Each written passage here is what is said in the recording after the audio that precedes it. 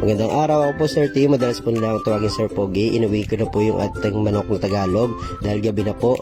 At syempre, minarinate po muna natin habang minamarinate natin. Anak po tayong tanglad. At nakakita po tayo kay na Lola Yeye. Lola Yeye, salamat po sa magbibigay ng tanglad. At syempre, ugasan natin ang tanglad. At yan po ang ating tanglad at may natirang isa. At para itanim, para si mga araw, hindi tayo manghihigi. Yan po ang mga ingredients ng ating adobo sa gata ng Tagalog na manok. Ang gagawin ko po ay papakatasin ko muna yung manok.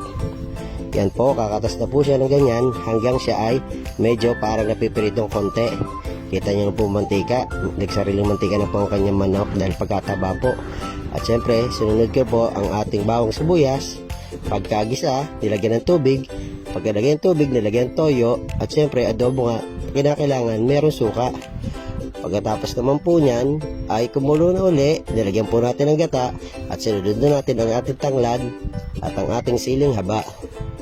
Yan po, kita nyo naman po, luto na ang ating adobo sa gata na Tagalog na manok. Malilit lang po gayat ko para madali pong maluto. Yan po, tara, samahan nyo ako kumain.